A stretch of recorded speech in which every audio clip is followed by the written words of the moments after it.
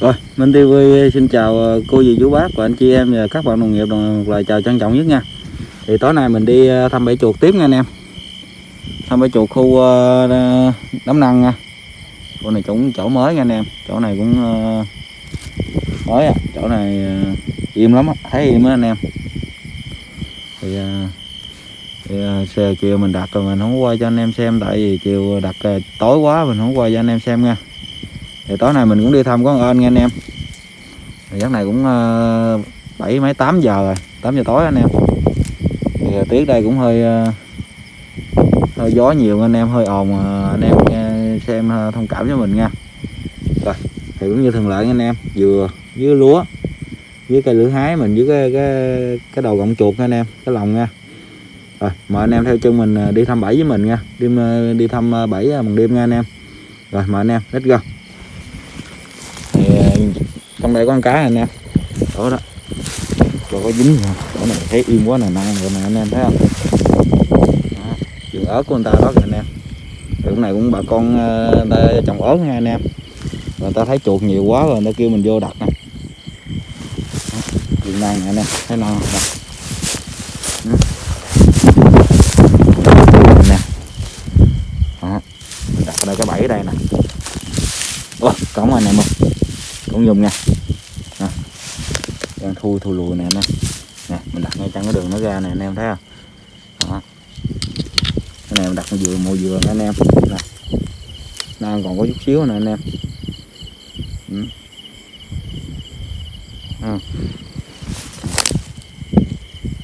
Rồi, cái đầu tiên anh em. Đó, ngon lành. Đó. Anh em thấy không? Con này cũng được nha anh em. Con này cũng cỡ nửa ký nha, giống nhỏ nha. Tại cái lòng mình bự nha anh em.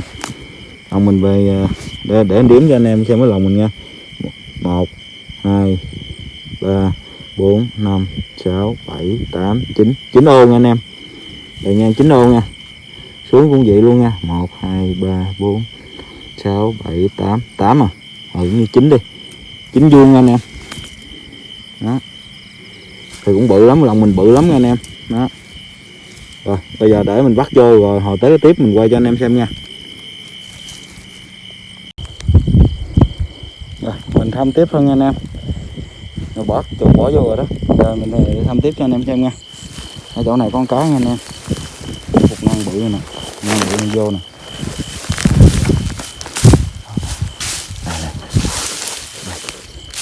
Đây dính con nữa nha anh em, cống tơ nữa nha. Con này khô, con nãy nguyên bầy luôn nha anh em. Con này con đó con bầy đó. Bầy luôn nè anh em. Hai con này bầy một. Đây đựng con nữa nè. Cỡ một. Con này cũng cỡ nửa ký. Cũng ngon nha anh em. Được. Rồi giờ để anh bỏ vô nha anh em.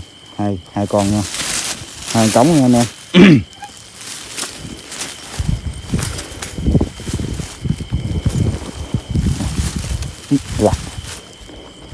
Rồi anh bỏ vô cái anh em ơi. Khó bắt quá. Anh em ơi, con cò nữa nó bị gì nè anh em. Con này bị ai bắn nó nè. Tự nhiên mình gọi nó nằm ngoài đồng nè anh em. Nè nó núp nè anh em, nó chạy nè. Nè anh em thấy không? Đó. Nó bị người ta bắn gãy cánh anh em ơi. Nè. Mình đang đi. Nè thấy nó nè. Bò trắng chà bá luôn nè anh em. Trời. Rồi bắt nó ra anh em ơi, nó bị gãy cánh. Nè anh em thấy không? Đó. Chà bá luôn nè anh em. Đó, bị gãy cánh nè. Bị ai bắn gãy cánh nè anh em. Đó. Để đâu mày? Nó mổ anh em ơi. Đó. Bị bắn gãy cánh nè anh em thấy không? Đó. Bắn gãy cánh luôn anh em ơi. Ôi trời. Này bị bắn gãy cánh rồi bay ra đây nè anh em. Chà bá cò trắng luôn anh em ơi. Trời. Gãy cánh rồi bay đâu được đâu anh em thấy không? Đó. Em thấy không? Trời, bị bắn gãy cánh anh em. Đang đi thăm chuột. thấy con gì chạy lù lù lù lù trắng nhách ra nè, hết hồn chưa. Tính đâu cái gì tới nữa. Vô kỹ lại thấy con cò anh em bị người ta bắn gãy cánh nè.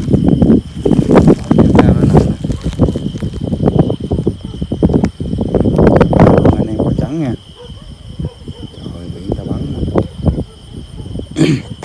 bắn gãy cánh nữa anh em.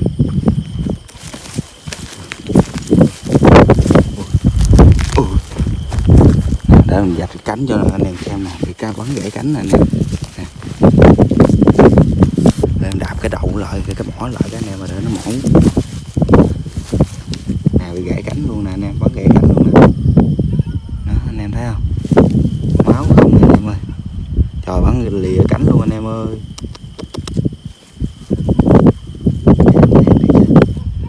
Con này mình không bắt nó cũng chết nha anh em. Bắn gãy cánh này.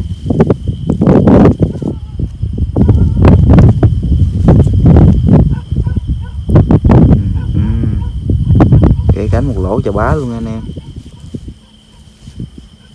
Thôi để anh bắt nó nghe anh em ơi.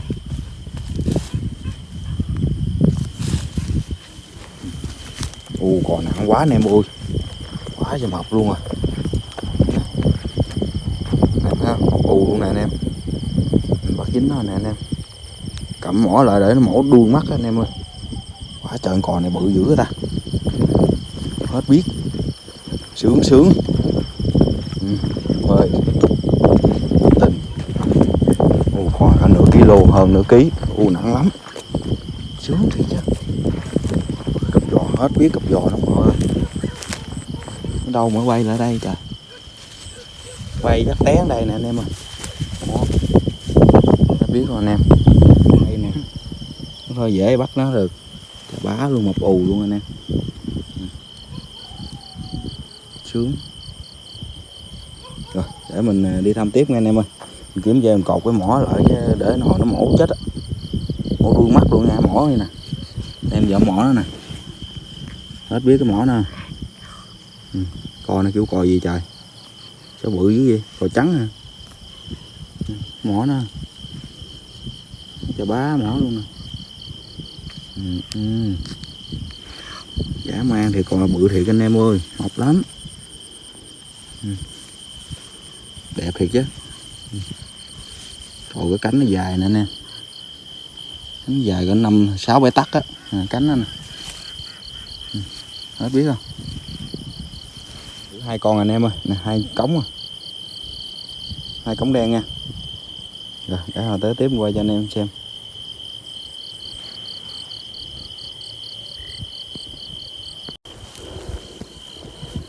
Rồi đây có cái bẫy nữa anh em ơi, người ta cầm cái điện thoại, người ta cầm con cò thêm bò, 2 bột mồi thêm cây lưỡi hái nữa, sao thăm đây anh em.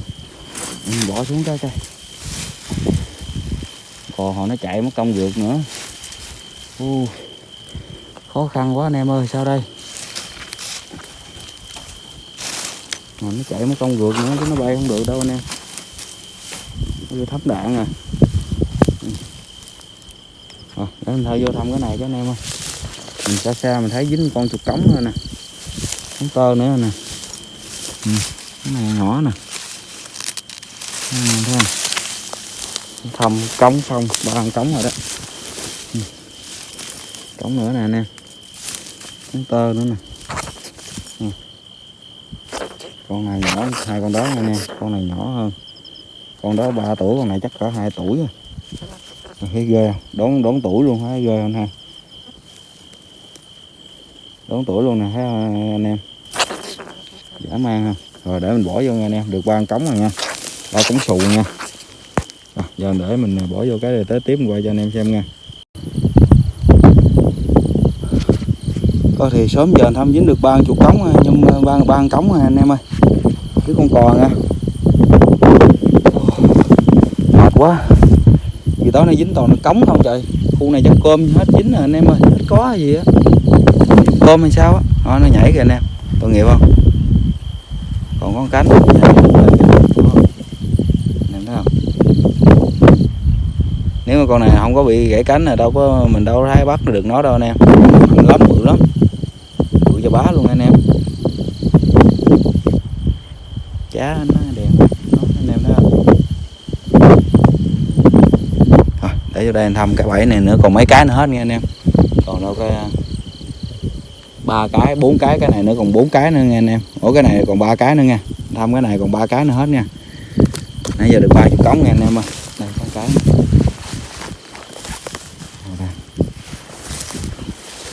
anh em, nhìn nó bự nè, cống nó bự cỡ này đây mà gà trong đâu trong đây nè, nó bự qua tới đó rồi anh em. Sậy nè, dính luôn đây. Ôi sập anh em ơi, ôi sập. Trời ơi, tính đâu cống bự lắm, sao càng ngày càng nhỏ vậy trời. Con này cỡ con nhỏ nãy gì, đúng cặp luôn rồi đó, đúng 2 cặp luôn đó, 2 con bự 2 nhỏ luôn nè anh em. Trời dã man vậy. Đây 2 con nhỏ nè, đây 2 con bự nè, tới 2 con nhỏ ở đây thêm con nhỏ nè, 4 con rồi nè, đủ cặp luôn rồi, 2 con bự 2 nhỏ luôn rồi. Trời cũng được anh em, 4 cống rồi đó, bây giờ đợi 9 cống không nè. Để mình bỏ vô cái anh em ơi. Đây có một cái nè anh em ơi, dính nữa nè, cặp bên luôn nè, cống tơ nữa nè. Trời ơi nè, dã man rồi chứ. Đó một cái kìa, con này một cái nè anh em, cặp bên với 2 cống luôn, tơ nữa nè. Đó 5 con cống rồi nha anh em, tơ không nha, cống dữ vậy trời. 4-5 cống không, cống tơ không, cống bự chắc bị nó bắt hết hay sao rồi. Rồi để anh bỏ vô luôn anh em ơi. 5 cống rồi nè, 4 con nè, đây con nữa nè, cống tơ không à, nguyên bầy luôn. Rồi để anh bỏ vô cái anh em ơi, để nó chạy ra anh em ơi. Đóng này đóng gì trời, dã man 2 đống này thì chắc bự là cỡ này dã man khủng khiếp luôn. Đúng rồi, rồi không được. Nó bự cỡ này nè, nó mới bự ở đây nè, sáng nó vô bẫy không đây, quá là nó bự rồi anh em ơi, nó bự khủng khiếp luôn. Còn cá nó đâu rồi đâu, ôi không dính đâu.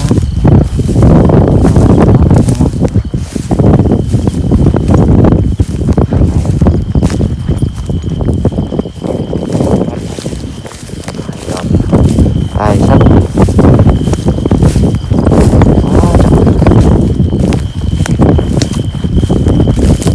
bữa nay chắc được 50 tống quá. Dính rồi, thấy còn nguyên anh em ơi, đặt trong chỗ thì cống nó bơi còn nguyên ha. Rồi, không dính luôn anh em. Rồi giờ thì hình tổng luôn nha anh em ơi. Đây là rồi được 5 con chuột cống nha, 5 con cống nhum nha. Đó. Đó. 1, 2, 3, 4, 5 con luôn, đúng 5 con nhum luôn nha anh em. Rồi buổi tối nay thăm được 5 con nhum nha, với được con cò nữa nha anh em. Nè, cò trắng nha, mình quay tiếp cho anh em xem luôn nha. Rồi tối nay ít quá anh em ơi, tối nay được có 5 cống với con cò. Rồi tôi để mời sáng mình thăm quay tiếp cho anh em xem nha. Rồi chào anh em buổi tối này nha, rồi sáng mình gặp lại nha. Bye bye anh em, bye bye chú cò, bye bye anh em nè, bye bye, tạm biệt anh em nha. Sáng cái gì mình gặp tiếp nha anh em ơi, bye bye. Anh TV xin chào, bye bye. Sạp với anh em chút xíu nha. Rồi mình chào anh em nha, tạm biệt. Rồi bên TV xin chào anh em nha, chào cô dì chú bác và anh chị em một lời chào trân trọng nhất nha. Thì sáng nay mình tiếp tục đi thăm bẫy chuột tiếp nha anh em ơi. Khu mà hôm dính 50 con với 50 cống với con cò nè anh em nè, khu vườn năng nè, khu bụng năng nè nha. Thì nè, sáng nay mình đi thăm nha, quay tiếp cho anh em xem nè. Rồi mời anh em theo chân mình thăm bẫy chuột tiếp nha. Cái đầu tiên là cái này hôm dính con cống nữa nè anh em. Sáng nay thăm hứa dính luôn nha anh em. Dính cống nữa anh em ơi nè, Cắn tơ nữa nè. Đây nè, thấy không?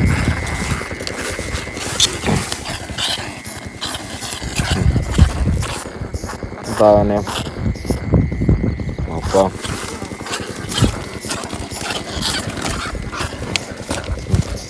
Cái đầu tiên luôn nè anh em. Đó. Bên kia con cái nữa rồi, nó thăm rồi. Đợi giỏ đi.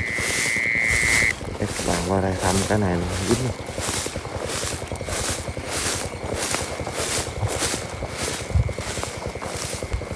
Cái này sáng không dính anh em ơi. Đồ nó bư đại nhóc cái lòng chuột mình luôn nè anh em. Dính hôm sáng nay không dính anh em ơi, nó bư nè. Ghê. Khôn rồi. Mang thì chứ. Rồi họ tới tiếp mình quay cho anh em xem coi. Gương nè anh em ha. Rồi, cái này con cá nữa nha anh em ơi. Có nữa nè nè. Ô, con này cũng bự ạ. Con này cũng to nha anh em. Ô, con này bự nha. Này cũng khủng rồi nha. Thấy không? Con này to. Có sướng. Tiếp rồi anh em. Quá đã. Xuống. Ngon chạy nè. Ngon. Vỏ mình đỡ đằng kia.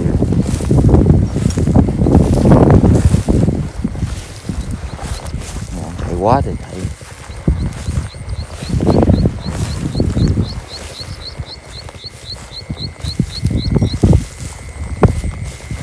Quá trời.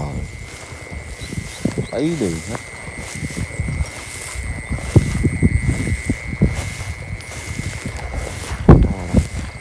Cái này không dính. Cái này không dính nha anh em. Trong cái nhỏ là con cá. Ôi sao anh em ơi. Ôi chút vàng anh em ơi. Chút vàng nha. Chút vàng này cũng ngon anh em. Vàng khe luôn ha.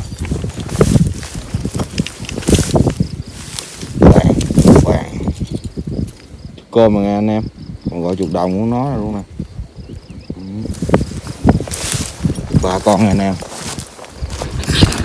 2 con cống con cơm nha anh em.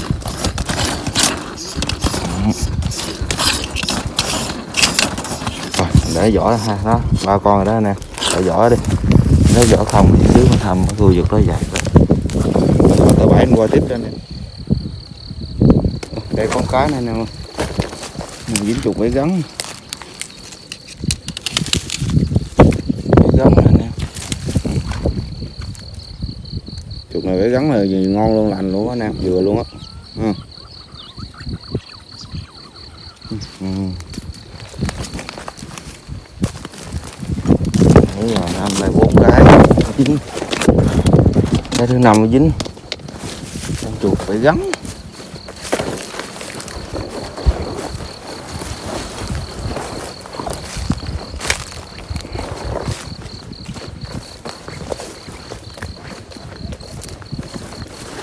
Con này dính chuột vàng. Chuột này cũng phải gắn. Chuột này phải gắn vừa hơi bự, thì phải gắn hơi bự nè.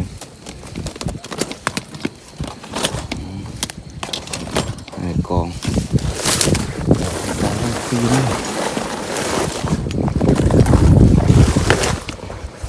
Ôi phải sạch em ơi.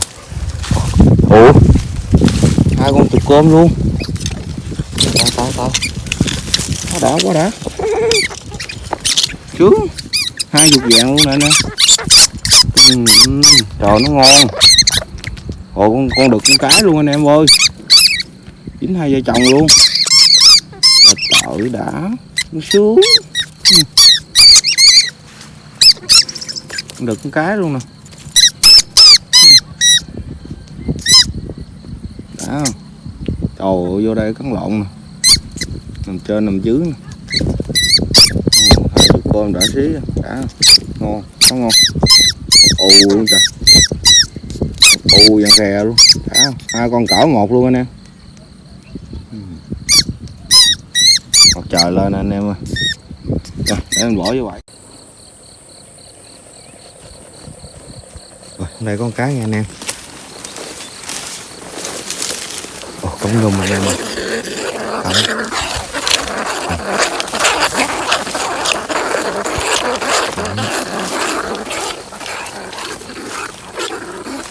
Cống này cũng nhỏ cũng được nha anh em.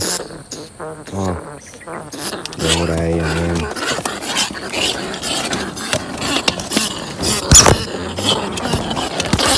Vô chơi chung với mấy chục con nè.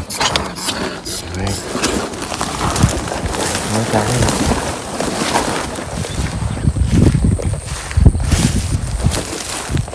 ồ, đây dính chục cống nữa anh em ơi. Ồ, quá đã. Trời ơi, cũng được. Cũng ngon. Đây.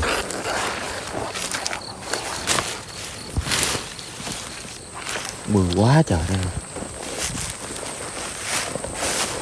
Cái đồ, đây dính ruột vàng nữa.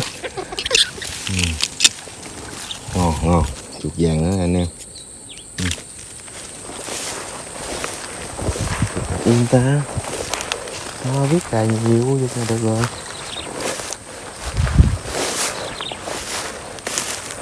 Bốn cá dính 3 con anh em. 4 cái bẫy à. Con đặt khu vực này 4 cái bẫy à. 3 con.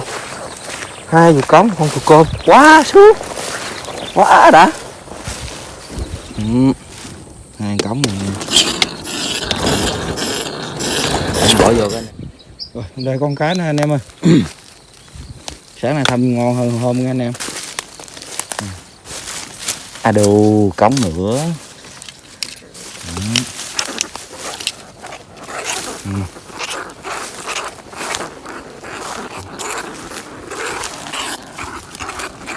Anh em thấy không? Cống nữa nè nha.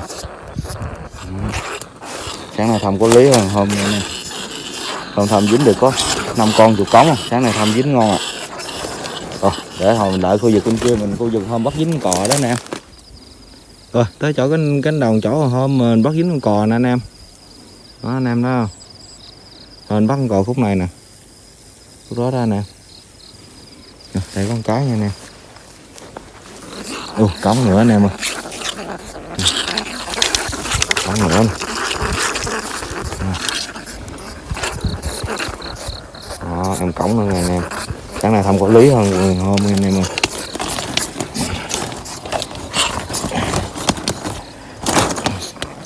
Rồi, để dính con cống này kìa. Đó, thấy không? Cống luôn.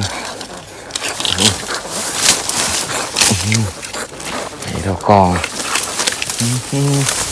Quá đỉnh.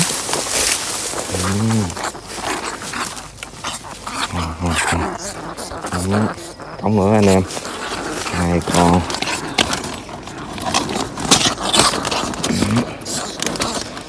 Rồi tới cái tiếp qua cho anh em xem nha. Rồi trong đây cá nữa nè anh em. Cống nữa anh em. Cái này hôm dính cống, sáng này dính cống nữa nha. Cái này chỗ này hôm dính con nè, sáng này dính nữa nè. Cống tơ nữa nha anh em. Cống. Thăm tiếp nữa. Này có con gái nè. Dưới đây dính con nữa nè. Sướng sướng. Sướng quá anh em ơi. Ngon quá. Hai cái cặp bên dính 2 cống luôn. Cống tơ. Cống tơ không anh em ơi. Này còn thở.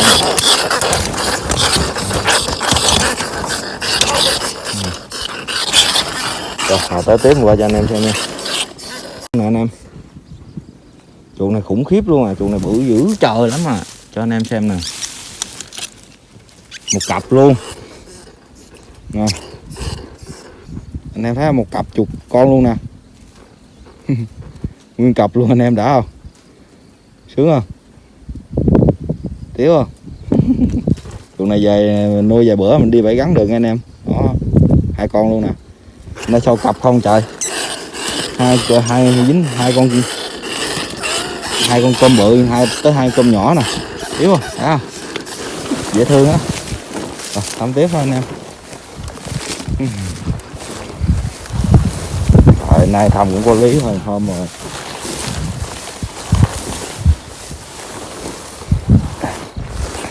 Đây, con cái nữa.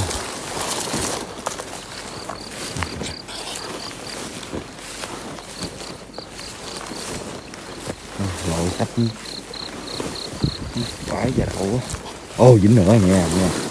Ủa, sập mà. Trời ơi, sảy rồi anh em ơi. Trời ơi, làm mừng hết sức. Thấy sập tính là dính nữa. Rồi cái này không dính nha anh em ơi, sập mà không dính nè. Mình thấy trong đó dính con chuột cơm nữa kìa anh em, chuột vàng nữa rồi kìa. Chuột vàng này bự á. Chuột vàng này to nha anh em, vàng khe luôn ha.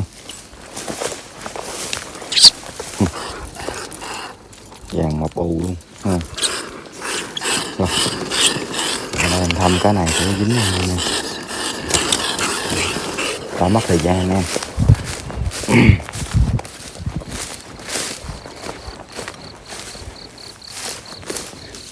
Trời, dính anh em ơi. Cực yêu quá mà không dính đâu. Thăm hai cái này luôn. Thăm hai cái này. Thôi, dính 2 con hai bên nè. Trời nó bươi kìa anh em. Cái này giống mới bươi hôm nè, sáng này nè. Trời cái này không dính rồi. Trời nó bươi vô gặp mình quá trời luôn anh em ơi. Hả mang được chứ. Còn đang cái nữa. Này dính nè, cống con nè. Trời cống luôn á. Dính lắm anh em ơi. 2 cái này cặp bên hôm nè anh em nhớ không? Dính 2 con cống luôn nè. Cái này dính 1 con à. Còn cái này nó quậy sình vô không, nó bươi sình vô không dính anh em. Trời,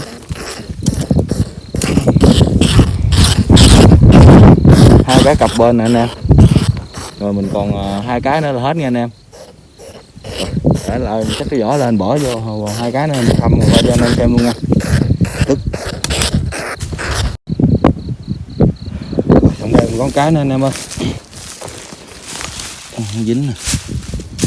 Này không dính nè. Tức quá trời đất hết.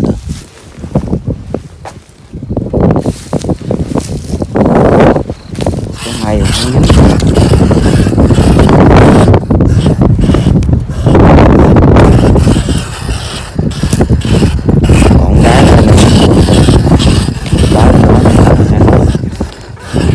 Cuối cùng hết ra có hết nữa nè.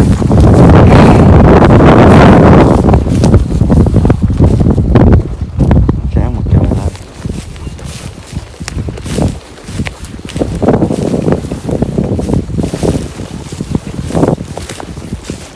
Nghe phần ngon hơn. Có lý hơn không?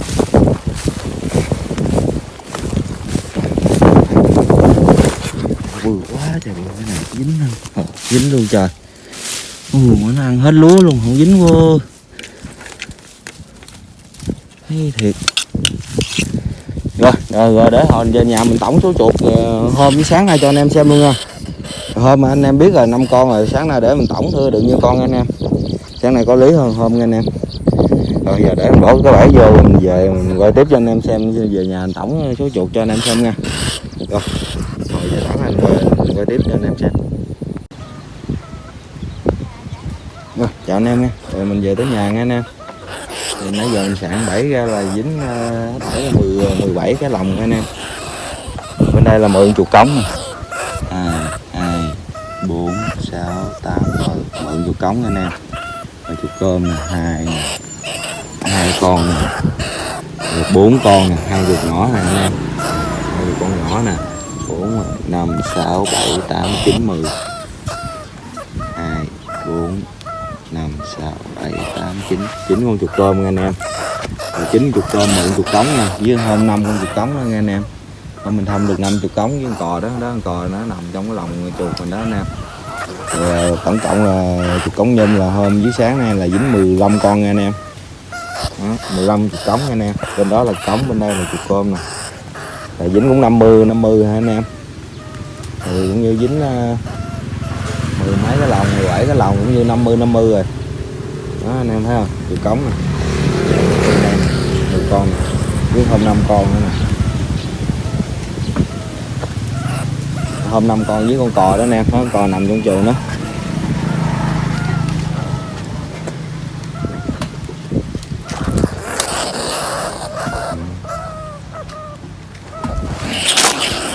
Có con nào cũng đã quá nè, có sướng, nằm như heo vậy anh em ơi, đã sướng. Cái này đã, nó làm thứ ghê á, ô quá dữ.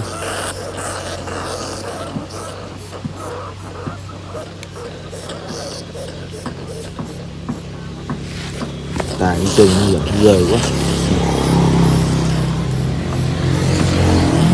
ớn quá.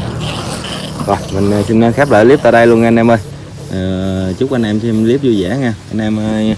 Cái clip mình hay ủng hộ và chia sẻ mình có động lực làm tiếp nha anh em. Rồi mình TV xin chào và hẹn gặp lại anh em trong những clip sau nha, bye bye.